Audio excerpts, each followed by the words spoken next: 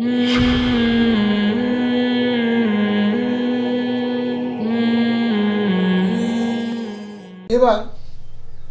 তোমাদেরকে আরো একটি অক্ষরের কথা বলবো, যেটা হলো রয়ের পরে, রয়ের উপরে ফুটা, তার নাম কি? জা।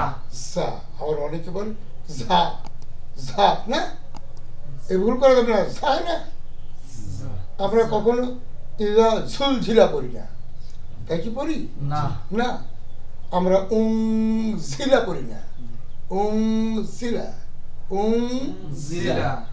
তো আমাদের খেয়াল রাখতে হবে এরকম যেন উচ্চারণ না করি। যাই হোক, আমরা এই জন্যই তো খারাপ আঁকা চিহ্ন দিয়েছি। এই খারাপ আঁকা চিহ্ন দিয়েছি কেন? এই জায়গায় সাবধান হও, জা যেন জিম রাল অথবা জ অক্ষর না হয়। জিম রাল অথবা জ অক্ষর না হয়।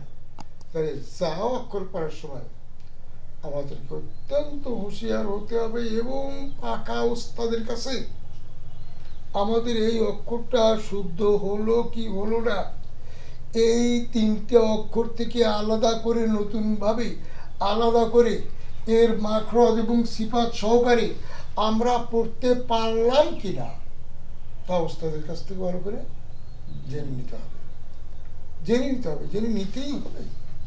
এটা আমাদের ইবাদত। হ্যাঁ, আল্লাহকে খুশি করতে চাওয়া, আল্লাহকে খুশি করাটা আমাদের ইবাদত। তো তাহলে যাই জের আছে, জের অবস্থায় কেন খারাপ আঁকা চিহ্ন দেওয়া হলো উপরে? এই জায়গায় সাবধান হও, জা যেন জিম রাল অথবা জ অক্ষর না হয়। হ্যাঁ, এটা ওটা যে জা যেন জিম রাল অথবা জ অক্ষর না হয়। পেশের বেলা হয় তাই, এটা যেন জিম রাল অথবা জ অক্ষর না হয়। জায়ের উপরে সাকিন আছে, এরপরেও খারাপ আঁকা চিহ্ন হয়েছে। কেন হয়েছে?